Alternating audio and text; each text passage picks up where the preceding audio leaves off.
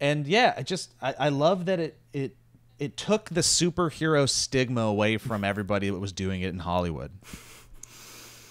Uh-oh, what happened? If the audio is so good on the on the final version that for people watching who don't know the weird sounds that happen, for all the three of us just go. Yeah, all three of us just made a face besides Joe For because no his reason. mic went crazy. Just for the sake of But no, you're fine. Yeah, it won't. Just, It's okay now. for the sake of the My edit, bad. if you wanted to, since I'm capturing this whole thing, you could cut to Ryan. You could cut to the version of it where we all saw Joe turn into a robot for a second. And yeah,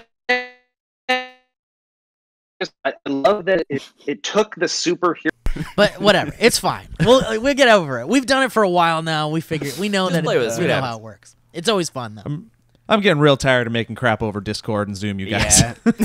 Yeah, Oh, you know dude, what? I hate my level, and I've talked about this, but it hasn't abated. But the level of hatred I have for like all the commercials being like, "Nah, we're from home now." I can't. I don't know why. It makes me. I don't even want to talk. I don't even want to talk about. Let's talk about something else. I hate it so much. I don't. I've never seen. I mean, I don't have broadcast television, so I haven't seen that. But I feel I like know, I But like it would Hulu, kill like me. commercials during Hulu Yeah. or anything like Yep. that, you haven't seen, or YouTube ads. It's all But like everyone No, at their no, computers Elliot, looks super fake. It's shot in a studio. It's all Elliot, stock footage, I work- think. Hold on a second. I did a show for Comic Con HQ called Mostly Harmless. It was my show where I made my millions, and so I pay for the Hulu without ads. So I didn't even know that was an option. really, Yeah, it's more money. More monies. it's a little bit more money. It's not much more, but it is. Speaking of Oh, no I'm ads, you know totally what I kidding. got? I got what I've been loving, and I didn't think I'd love it, is YouTube Premium. Oh, Really? really? It's expensive. It is a little bit expensive, but the greatest thing, almost the only reason I use it, is because it has the background where you can close YouTube and it keeps playing whatever you have I did not open. know that at all. Yeah. That's a huge thing. And there's no ads. Because in my car, I have to like play and leave it open if Yeah. I'm trying Yeah. to listen to a long Yeah. like talk or something. Okay, cool. Sponsor. Anyway, Joe, did you have more to say about that, or? No, I was just saying, yeah, no, it leveled the playing field, and humans are infinitely creative, and I think it's really good that people can start at such a young age because you're not jaded, you've got this energy, you've got this look on life that I think gets lost over the years as you get older and you have more life experiences, and if you're lucky, they don't weigh you down. But the fact that kids get to express their inner emotions and their creativity and throw it out to the world and learn from it, it's amazing. There's downfalls, Yeah, of course, but it's so cool that the opportunity is there for them. And What I was oh, saying with the years thing is that I think as a kid in my head I was like, well, if I do this, then I'm gonna have a successful career if I just start making videos like these other people do. But then you still have to put in. But then the look at you amount now. of Lesson time. learned, huh, bitch? Well, yeah. You still have to go through and put in the amount of time to get to that point. Yeah. Even if you start, like, I don't know. It's, yeah. Well, it's, the thing- It's still impossible. It's still yeah. what's the word? It's like it's a sloth or something like that. It's like Yeah. you have to trudge through to still Yeah, even if yeah. you start early. It's a grind, but Yes. there's also like Grind. whenever it's been a while, but remember when we used to do like VidCon panels and shit, and people would be like, "How do you do it YouTube? Like, how do you do it? Like, what's the secret to YouTube or whatever?" And it's like, the answer would change every time, and then it eventually got to, like, I don't know. Don't bank on YouTube. Like, just because I think the through line of creativity with filmmaking and making movies and shorts and sketches and whatever the fuck else you do with like a camera, essentially, I think that it'll always be a thing that even if there wasn't a YouTube, it's still a good creative outlet to like make things with your friends and shit. And I think YouTube made the whole thing kind of like more hyper focused on becoming a YouTuber and making money off of putting things on YouTube.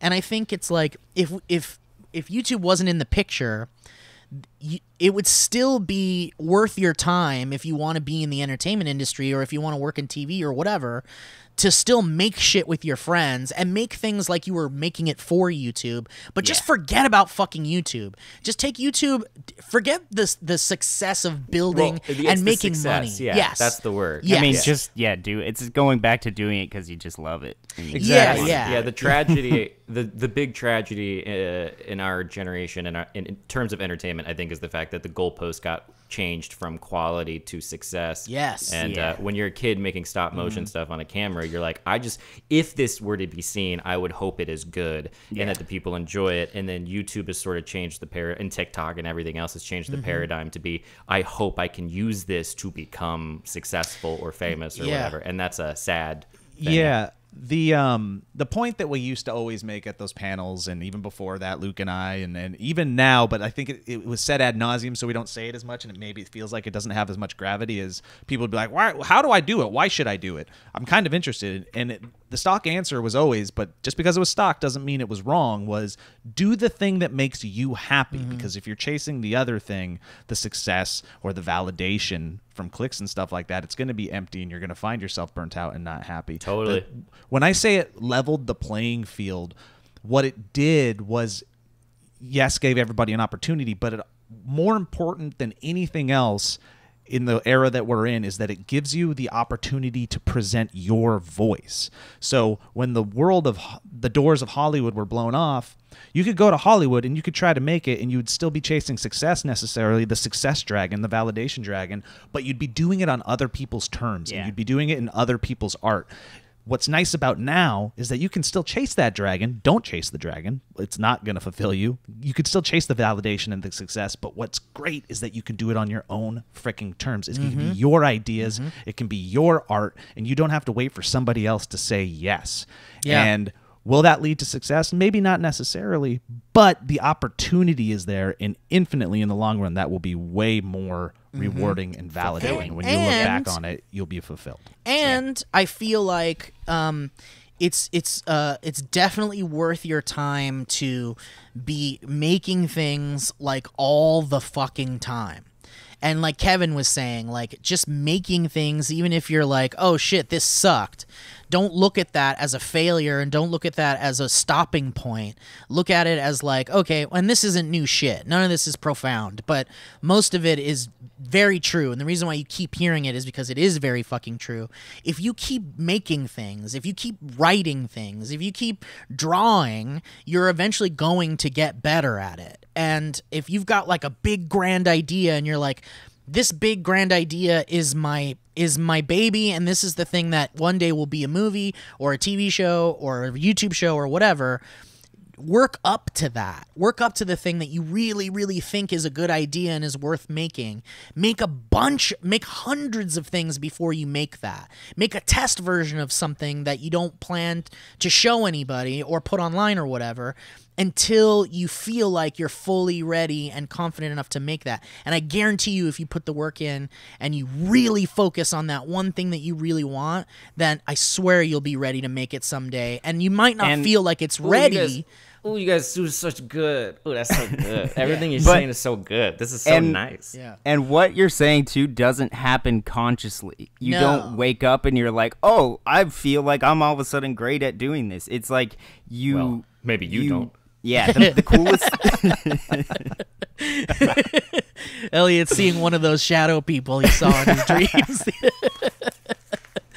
The coolest thing that I've experienced with it is being a little kid, having a vision of something in my head of how I want it to turn out, trying it, having it not look anything like I wanted it to look like, and then getting slowly, very angry. Yeah, and then slowly over time, it's like, that's almost exactly how I pictured that in my head turning out. And that is a very cool thing to actually experience. Yeah, exactly. And you never know, the thing that's in your head that you want to fully realize, and then you put the work into it and you make it, and you're like, wow, this is exactly what was in my head. For all you know, that thing that was exactly in your head and came out the way that was in your head, a lot of people will like that and be like, holy shit, that's really unique and new and different and weird and creative, and it makes people go like, oh shit, I like that. And then that's how you start to build an interest in the shit you're making, and then you just keep doing that. And then I think Yeah. that's, whatever. You guys were talking about VidCon too, and I feel like I should send Ryan the pictures of me meeting you guys at VidCon like 5 years ago. You did, Yeah. and that's Dude, wasn't cool. not only that. I didn't need that. Not no. only- Dude, that was I didn't even respond to you in any way. I didn't favorite. You hit some. You replied to me at some. I was like, I guess I'll talk to him about this in private one day, No, listen. and I'll acknowledge that I've seen this photo. There's probably videos of that panel of you you looking the same way and everything. No, it wasn't necessarily how I looked. I mean, that's part of it, of course. I always look like a baby, but the fact I didn't know that I met you then, and that okay. alone is so I get what you mean. weird. Oh, it's Yeah, weird and to I was me like, too. I had no idea, Kevin, that I've met you back then. Yeah, that's so crazy. Multiple times, even Steve. Yeah. And speaking Like of there's 4 pictures of me with Steve at VidCon. Well, Kevin, I remember you coming to like the open space shows too. Yeah, but And that was being- once I had done. Once we had made a connection with the podcast. But even things, then, yeah. I remember being like, oh, you're Kevin. You're the guy that's Yeah, making yeah. those things.